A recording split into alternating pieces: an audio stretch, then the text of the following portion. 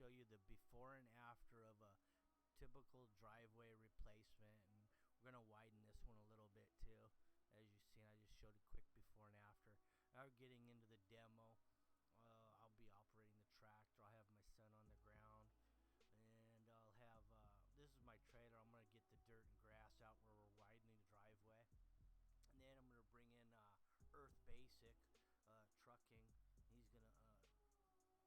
I'm going to load him out. He's going to haul it out of here. Basically, yeah, I think we did this in about 2 hours. I had all the concrete out. We did one load of concrete basically in that Super 10, and that pretty much got it. And there's about 10 yards of concrete here. And then with the widening, I think we came out to about 13 yards new. 13 yards of concrete, basically 4-inch deep, so it was like 1,000 square feet, something like that. As you can see, this concrete was in really bad shape. It had no reinforcement at all in it, and the soil was really loose under. Matter of fact, the tractor was getting stuck in it. It was so loose. It had some old trees that were removed a few years ago, and that's what really did most of the damage to this driveway. And it was probably about 40-50 years old on top of that. So right here I'm just going to show you how to set up a form. Real simple. We're taking a string line from point A to point B, and that's it. We got existing elevation over here on the side yard that we're going to match. All we want to make sure is that we have slope towards the front or towards the street. And I'm going to kind of arch this up a little bit so it's not a straight grade slope. I'm going to kind of arch it so it's a little flatter up near the garage. That's what that center stake is. It's kind of make a little high point right there. Also, I don't take as much dirt away by doing that. Wood stakes is all you need typically in this type of soil. I use the six duplex nails. That way I can pull them out real easy later and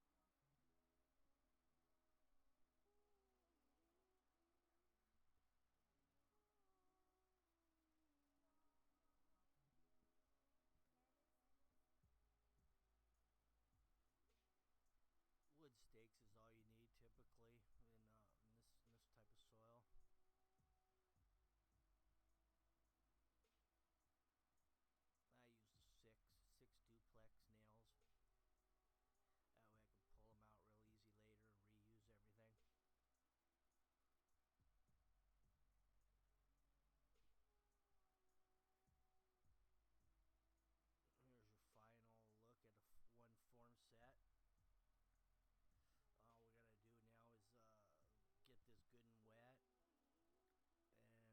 All we gotta do now is get this good and wet and let it soak in. Then we'll hit it with the plate compactor a couple times.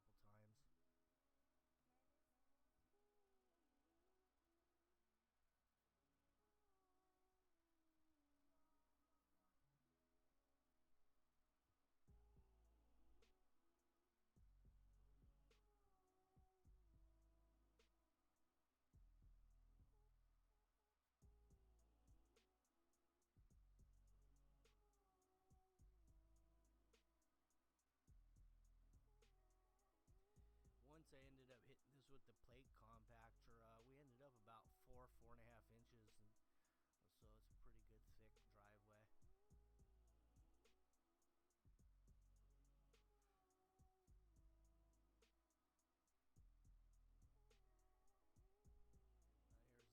setup for the other side of the driveway.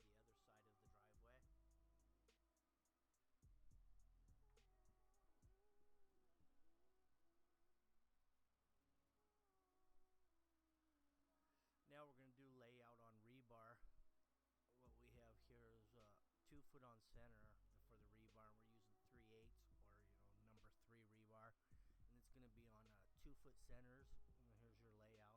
We got the paint every 2 foot going this way, and then we'll do paint going the other direction every 2 foot. So basically you have 2 foot squares of steel in this driveway when it's all said and done.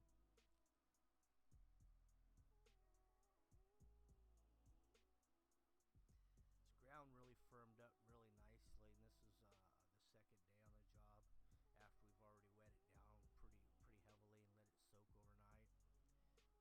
This ground got real nice and tight, kind of like wet beach sand. Kind of got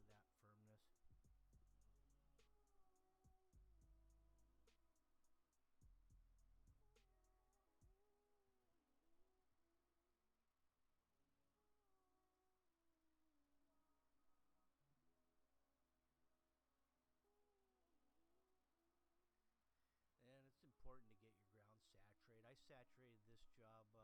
I waited an extra day to pour it. Actually, I saturated it for 3 days heavily. I wanted the water to really penetrate. It's just better for compaction. It's better for the concrete curing, finishing, everything. Explain why we're doing that.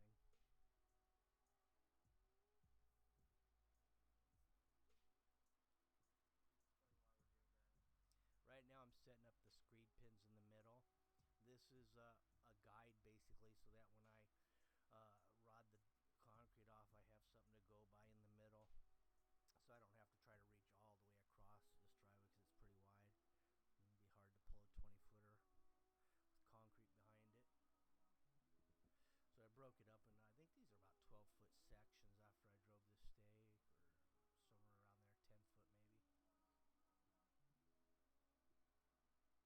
around there, 10-foot maybe. Now I'm pulling I got a chalk line here. I pull across the forms. I snap it in the middle, so I got a mark on that center stake. And what I like to do is raise it up a ½ inch in the middle. That way the water kind of rolls off the sides, and I can guarantee no puddling that way. You can do that on just about anything, foundation, slabs, anything. Pull it up a little in the middle, and it seems to work out better, especially with just settling of the concrete after initial pour. It's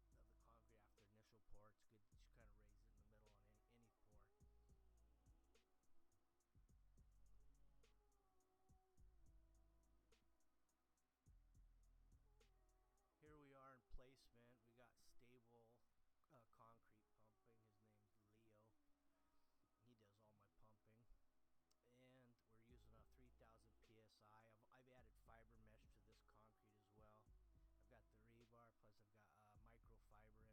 So it's going to be pretty stout. 3000 psi fiber and rebar. And of course I'm using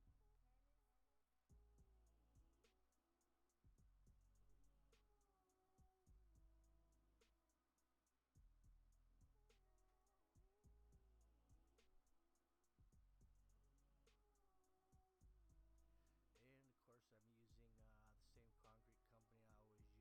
I've had good luck with that company so far, so good.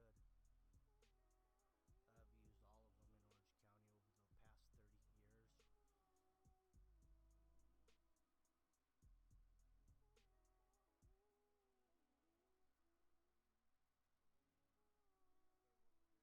This is your basic bowl float. We just got done seeing it's a 4-foot wood bowl float is what we initially used. Then going over with a funny float, that little 2-footer. There's your 4-foot wood,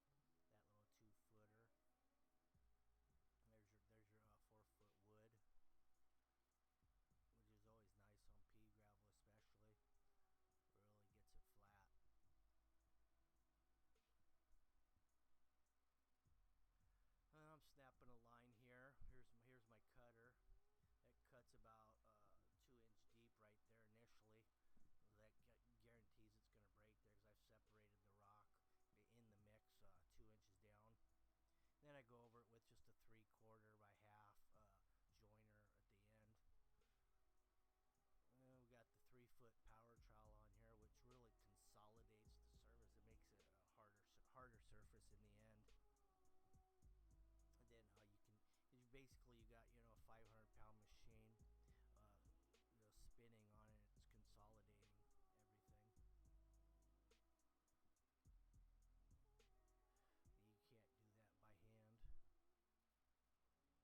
You can do it, it looks good, but this just gives you this tighter, harder surface. Here's your finished product. I did one control joint, wet joint in the middle just to get me through the night without cracking. Here we go, Stable gloves. These gloves are real nice. He sells them for about $1 a pair. If you're interested in getting, you can probably get them online. I think he's got something on Facebook, Stable gloves. And that about wraps it up. Anyway, I'm going to be posting these pretty much weekly, so every week is going to be something new. And if you have any questions about anything or you want to try something, give me a call. I pretty much did anything you can imagine in concrete. My phone number is 714-454-7637. Thanks.